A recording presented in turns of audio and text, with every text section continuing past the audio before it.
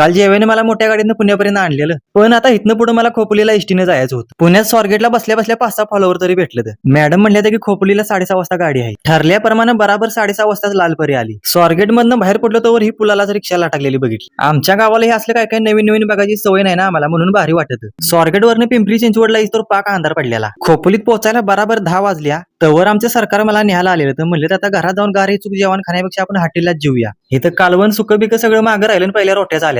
आमच्या तिघा चौघांसाठी ही चिकन हंडी मागवलेली आणि श्रावणवाल्यासनी ही पनीरची हंडी मागवलेली. आता शाकाहारी आणि मांसाहारी डायनासोरांनी का नाही शर्टाचा हातोबा मागवडला आणि दे दानादन चालू केलं. सरकारसनी भीत मी म्हणलं श्रावणात चिकन खाणार आहे, खाऊ नका.